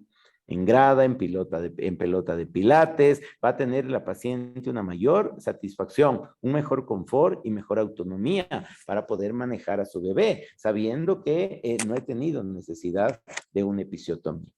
Por eso podemos además recurrir al uso de compresas calientes secas durante el periodo expulsivo o previo a aquello, para que estos músculos estén calientes, oxigenados, que puedan tener una capacidad de estiramiento que evite el desgarro. Lo que no sugerimos, anestésico local en spray. No, calma. La fuerza que tenemos es una fuerza neurovegetativa para tener esas contracciones. Entonces, no vale la pena utilizar anestésicos en spray. No se recomienda tampoco el masaje perineal. El proveedor que atiende el parto y que le está masajeando. Siga, señora, puje, puje, puje y le mete los dedos. Se cuelga de la vulva. Puje, señora, puje. Eso no sirve, eso no va a funcionar, por eso es que no se recomienda el masaje, ni tampoco se recomienda precisamente el masaje perineal rutinario como parte del proceso de psicoprofilaxis, porque acuérdense que ahí tenemos Escherichia coli, tenemos estreptococo del grupo B, nuestra condición de pacientes del Ministerio de Salud Pública deja que desear en la higiene de nuestras pacientes, entonces mandar a masajearles la zona perineal probablemente podría aumentar los riesgos. ¿Sí? También tenemos esta mala costumbre de que cuando sale el bebé y sale la placenta, metemos una gasita montada para ver que salgan todos los coágulos, pues ellos van a salir solos. Por eso es que ahí viene la intención de ¿para qué meto la gasa? Va a aumentar el trauma, va a aumentar la hemorragia posparto, me podría chocar por un estímulo vagal. Por eso es que lo que hacemos, lo que deberíamos hacer es una revisión minuciosa de la placenta. Si la placenta está completa, si el alumbramiento no deja que desear, no tengo necesidad de hacerle una revisión de la cavidad por rutina, por si acaso se haya quedado algo. No, ese por si acaso se verifica en el chequeo de la placenta. Ese es el momento. ¿Y a quién le encargamos el chequeo de la placenta? Al interno, al externo, al más chiquito del grupo. No ha demostrado beneficio, no tenemos para qué hacer esta exploración intrauterina que resulta tan molestosa. Vamos terminando, pues ahora con el manejo del bebé. La aspiración del bebé no se recomienda. Si bien es una, miren en la fotografía inicial, el colega ya está ahí con la pera listo para chupetearle los mocos y el líquido amniótico al bebé. La medicina basada en evidencia ha demostrado con un buen nivel de evidencia que no se recomienda la aspiración sistemática, orofaringia ni nasofaringia en el bebé. Estimúlele, que llore, que despeje sus vías respiratorias solito. No necesitamos realizar este intervencionismo que parece un poco lógico. El bebé está llorando, no llora mucho y yo digo, no, yo no le toco las vías respiratorias. Juicio clínico, Juicio clínico.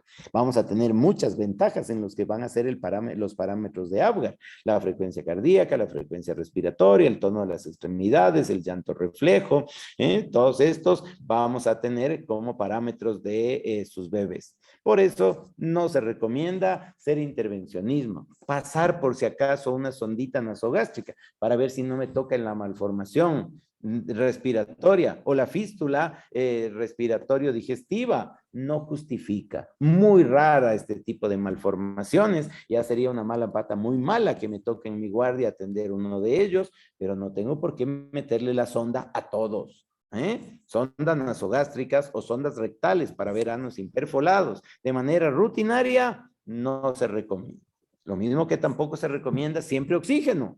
Si el momento que ustedes empiezan a tener contracciones no quieren utilizar el oxígeno, pues no se necesita. Tenemos mecanismos para escuchar el latido o la cardiotocografía cuestionada para poder brindarle toda la oxigenación a su bebé.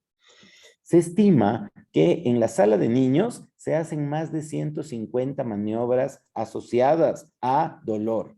Desde el cambio de pañal, una señorita enfermera que lo hace con grosería, con poca delicadeza, eso duele. Y el bebé como llora, se diluye la queja.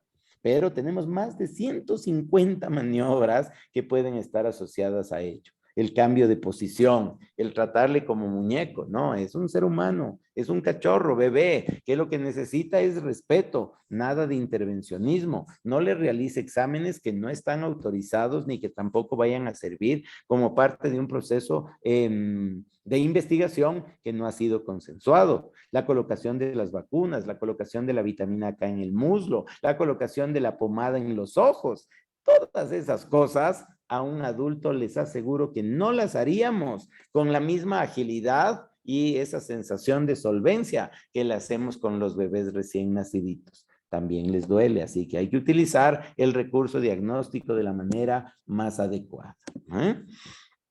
Cesáreas innecesarias, y este es nuestro último punto, pues tenemos que guiarnos por los lineamientos para la racionalización de la práctica de cesárea en los establecimientos de salud del Sistema Nacional de Salud.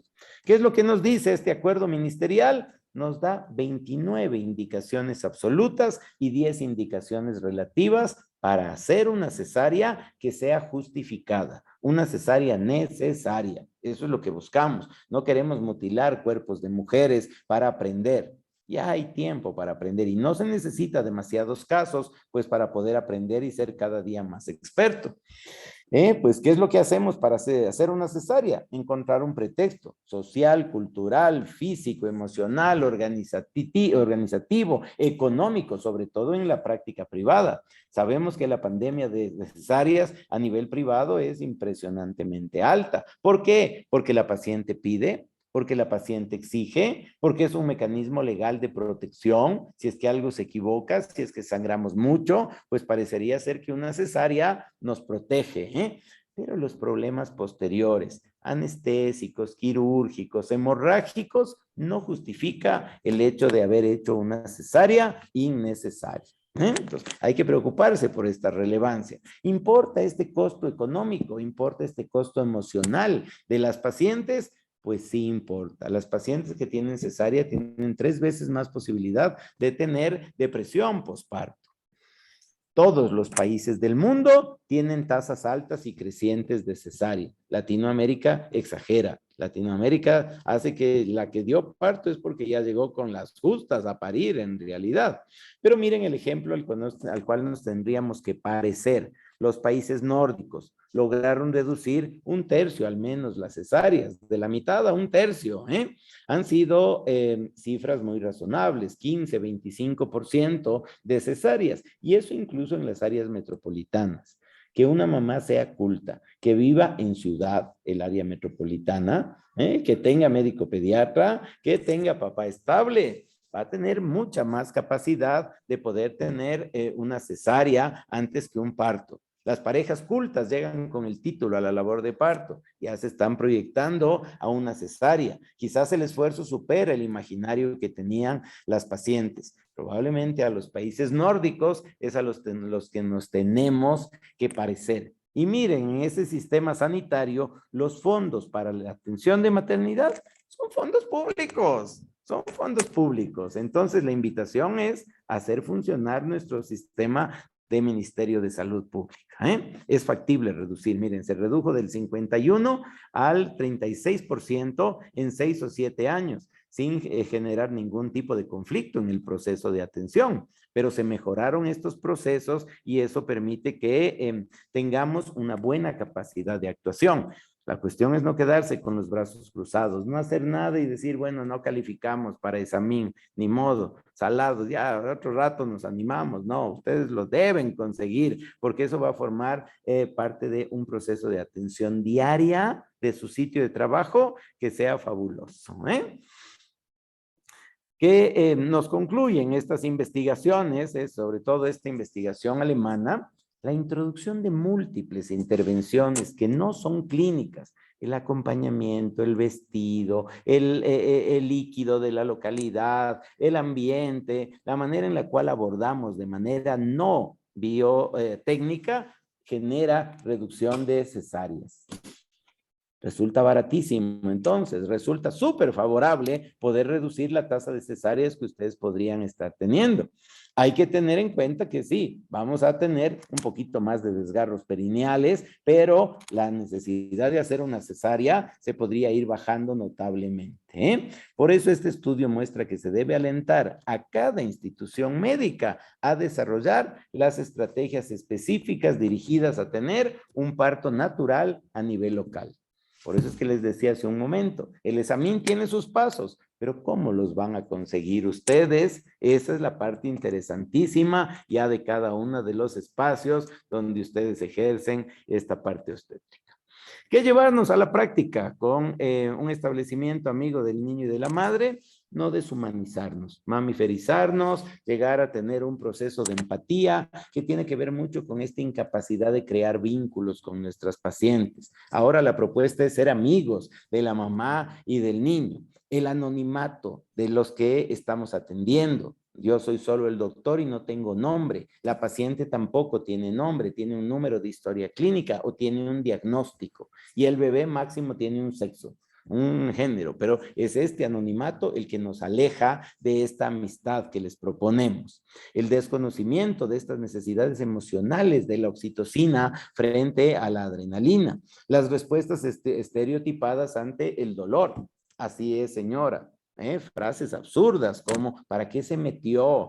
Cuando hizo el bebé no pensó en esto, ahora tiene que sufrir, parirás con dolor. Son respuestas estereotipadas, absurdas, que fueron aprendidas y mal aprendidas probablemente porque yo tuve un jefe que no tenía sensibilidad para la atención de las pacientes. Estamos muy mal acostumbrados a decidir por las pacientes, creyendo que nuestra decisión es la correcta, pero es la paciente la que tiene que empoderarse, no nosotros los que vamos a generar ese patrón de que es la paciente la dueña de su labor de parto. Por más buena intención que tengamos, la dueña de la labor de parto es la paciente.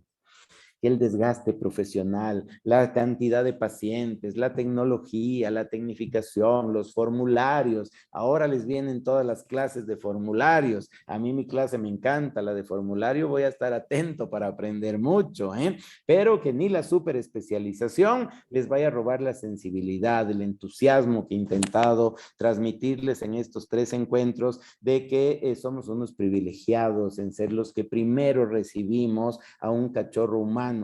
Tenemos que hacer que esa experiencia para la paciente sea satisfactoria en extremo y no siempre nos hemos motivado para ser partícipes de este proceso sublime que las mujeres no paran de repetirlo y de contarlo. Sea bueno, sea malo, lo van a estar contando infinitamente a lo largo de la historia. Hoy, Día del Niño, todas están acordando cómo nacieron sus bebés, pero lo importante para que esa historia sea positiva y que de verdad nos consideren amigos de ellos es suspender la cascada de intervencionismo sistemático. Eso está en nuestras manos, así que depende de cada uno ir evaluando los pasos, familiarizarse con el proceso de cambio para que efectivamente pues lo consigan y yo estoy seguro de que lo van a conseguir de manera satisfactoria. Que pues los criterios que me he permitido comentarles en estos 3 encuentros les hayan sido de utilidad, que les hayan abierto posibilidades, que se hayan confundido para que con mucho entusiasmo y con mucha sabiduría pues logren tener éxito en la consecución de su certificación como establecimientos amigos del niño y de la madre. Muchísimas gracias por su atención. Muy gentiles. Muchísimas gracias, doctor Wilfrido León. Realmente es un placer y un privilegio poder escucharte. Agradecemos mucho tu generosidad en compartir tu experiencia y tus conocimientos. Y yo quiero hacer notar especialmente un par de cosas. Una es que todos los mensajes que el doctor León nos ha transmitido, si ustedes se fijaron, al pie de cada diapositiva tenía la fuente de la evidencia. Es decir, no son opiniones personales de un destacado profesional. Es la evidencia científica y es la evidencia de la experiencia también. Y no solamente eso, sino que el doctor León incluso no solamente nos ha presentado con la fuente de la evidencia, Cochrane, PubMed y algunas otras publicaciones, sino que además ha categorizado la magnitud de la evidencia. Muchas de las diapositivas tenían el grado de evidencia científica que se presenta, así que realmente es muy valioso. Tenemos muchas preguntas, yo solamente voy a poder canalizarte, Willy, tal vez unas 3, 4 de ellas, y voy a escoger, si me permiten ustedes, aquellas que se relacionan más con el propósito del curso, que es lograr la certificación ESAMIN. Es decir, aquellas que se relacionan más con las directrices y con los pasos de examen, esas voy a seleccionar si ustedes me lo permiten, ¿no? Y de paso, se ha dicho, yo quisiera también plantear la idea, yo creo que todos estamos muy agradecidos con el doctor León, pero yo creo que la mejor manera de mostrar nuestro agradecimiento es haciendo que nuestro establecimiento se certifique. Es amén. Yo creo que si le presentamos al doctor León el certificado ESAMIN de nuestro hospital, de nuestro centro, creo que estoy seguro que él lo apreciará como la mejor muestra de agradecimiento. Y con eso, pues vamos a algunas preguntas. Jorge Guevara te pregunta al doctor León, ¿qué criterio merece usted la frecuencia de tactos vaginales? Que es algo muy discutido. Dice, se deben hacer cada 4 horas, o PRN, como manda Examin, o cada 2 horas según Friedman, o en el partograma para comprobar si está avanzando o no la dilatación de la paciente. ¿Qué nos puede decir? Y un tacto vaginal debería realizarse idealmente cada 4 horas o si es que existe un evento que valga la pena revisarlo. Un sangrado, una caída de la frecuencia cardíaca fetal, una ruptura de membranas, el deseo de pujar, adelanto ese tacto vaginal. Miren ustedes que en la hoja del CLAP, en la hoja del partograma, nosotros tenemos 5 espacios para registrar tactos vaginales. Entonces, esto está fundamentado en el buen ejercicio de medicina basada en evidencia. Si yo ya tengo que hacer más de 5 registros de tacto vaginal, es que estoy abusando del recurso. Por eso es que lo ideal es que el primer tacto va a valorar 5 parámetros del Bishop: dilatación, borramiento, posición, consistencia, altura de la presentación. Tengo que valorar diámetros pélvicos, tengo que valorar correspondencia entre cabeza y pelvis. Lo debería hacer el que más experiencia tiene, no el más chiquito. Pero sin embargo, tenemos un abuso. En la emergencia hace la obstetriz. El momento que la obstetriz determina ingreso a la sala de partos, sube a la sala de partos y se encuentra con otra obstetriz o se encuentra con un médico. Que el médico duda del criterio de la obstetriz y 20, 30 minutos después de haber sido realizado el primer chequeo, el ginecólogo le realiza otro para confirmar, para saber si la obstetriz lo hizo bien. O yo dudo de mi compañera. Dudo de mi compañero porque era bien vago en el pregrado. Era mi compañero, no sabía nada, pues, ¿no? Entonces quiero abusar del tacto para verificar. Nuestro verificador en realidad está en el partograma. Acuérdense ustedes que la curva de alerta del partograma es la más lenta de las dilatadoras. Por eso es que llama la atención. El momento en el que la curva se pasa hacia la derecha está más lenta que la lenta. Si mi paciente está dilatando de una manera más lenta que la más lenta que me habían propuesto, pues es que estamos generando una distosia. Los tactos, no deberíamos pasarnos de esos 5 registros que tenemos en la historia clínica perinatal y solo deberían ser realizados cada 4 horas. Si mi paciente ingresa llega en fase latente, probablemente llevo un tacto. Le pido que regrese con actividad uterina regular o 4 horas después. Si efectivamente la labor de parto está de bajo riesgo y ya se ponen rítmicas las contracciones, el momento del ingreso tengo mi segundo parto y esa paciente seguramente está entre 4 y 5 centímetros. 4 horas más tarde, por la curva de Friedman, precisamente una curva sigmoidea que no es uniforme, por eso es que nosotros utilizamos el partograma de Friedman del CLAP, no la de la Organización Mundial de la Salud, que habla de 2 y 4 horas de alerta, sino que utilizamos la curva de Friedman. 4 horas después, mi paciente ya está en 8 centímetros. He llevado 4 tactos hasta ahora. Y el último le hago el momento en el que la paciente me dice, doctor, señorita obstetriz, quiero pujar. Hemos cumplido con esa meta y probablemente 5 les pongo si efectivamente hemos tenido que verificar todas esas cosas. Quizás con 3 tactos vaginales podemos salir de una labor de parto sin inconvenientes, pero tenemos que ser ecuánimes con la enseñanza, la curva de aprendizaje. Entonces hago yo y después de una horita que le haga el interno. ¿Para qué? Para que aprenda, pues, ¿no? Además, se ha portado bien el interno, ha aportado con conocimientos, ha trabajado bien, entonces el premio es que aprenda una habilidad. No estamos en contra de la enseñanza de esa manera y una de las enormes ventajas que tenemos en la temporada actual son las salas de simulación que tienen nuestras universidades.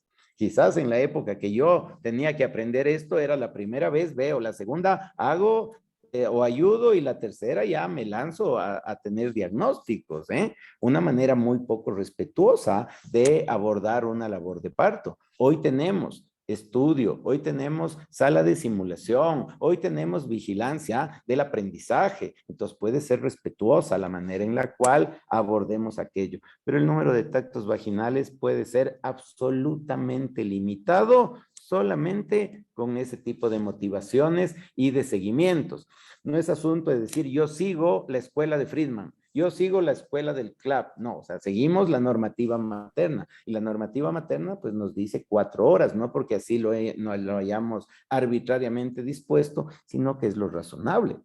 Si tuviéramos que ver tacto rectal por próstata, yo les aseguro que todos diríamos cada 6 horas al menos, cada 6 horas o cada 8 horas. No quiero que me violenten, pero como la violencia obstétrica está consensuada, pues entonces decimos no importa, cada 2 horas, mejor cada 2 horas para tenerle bien vigilada. A veces es esta falsa sensación de seguridad que nos genera el intervencionismo. Si yo intervengo mucho, me parece que estoy vigilándole más a la paciente, pero como les he intentado comentar en esta noche, no funciona de esa manera.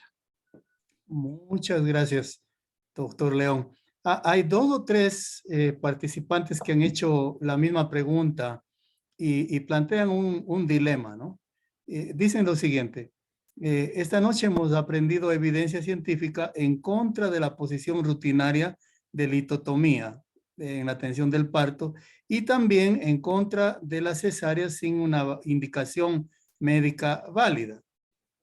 Entonces, ¿qué debemos hacer si una paciente nos insiste en que quiere dar a luz en posición de litotomía o nos pide insistentemente que se le haga una cesárea? Las cesáreas bajo pedido, pues son a la orden del día, por ejemplo, en la práctica privada, ¿no? En la práctica privada, los médicos ginecólogos tenemos la fama de que hacemos cesáreas por plata. Somos ambiciosos los ginecólogos, ¿eh? Un ginecólogo que sabe hacer plata, un ginecólogo que sabe de negocios, hace partos. Porque en la práctica privada, de acuerdo a las tablas médicas de reporte de honorarios, un parto nos van a pagar $640 y una cesárea nos van a pagar 890.